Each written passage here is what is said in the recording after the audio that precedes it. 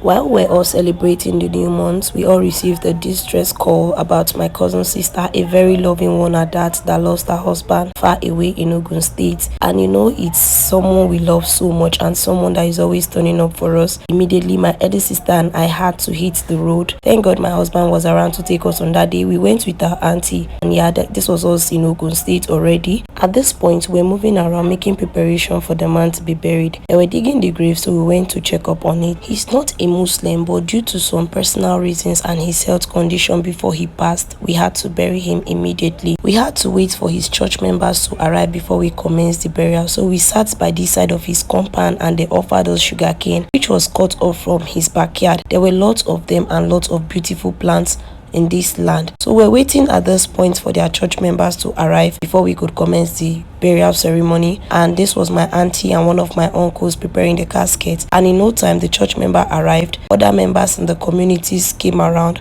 and we started the burial ceremony. Seeing my cousin's husband's corpse, I just felt like there was nothing in this life. We said prayers and laid him to rest right at his backyard, and I say this, that may his soul and all other faithful departed continue to rest in peace. I wasn't supposed to say this, but I've been thinking about it since yesterday. Like, I'm wondering, I've never been to a funeral when the church will have to divide the offering or donation funds for children in equal half, one for the family and one for themselves. But they did that in this funeral, but we couldn't talk because we did not ask for it.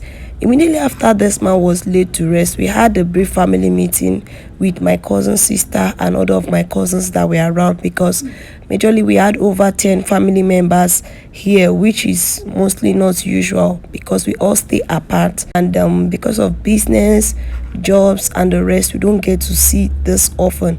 So we had to have a meeting with family, and then we decided and deliberated on what we're going to do for my auntie's children and how we could be of help and support to the children, because my auntie has given all her life to this marriage. You can see how she was peeping into the grave, very tired and worn out. I had to hold her hands, kept speaking to her, kept encouraging her that it will be okay and that we were there for her.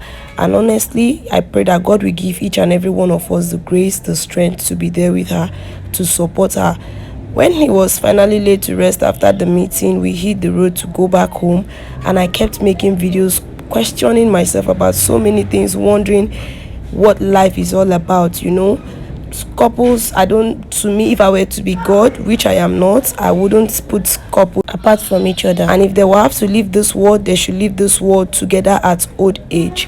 And guys, God led us, we got home safely. Thank you all so very much for watching. God bless you all. Thank you.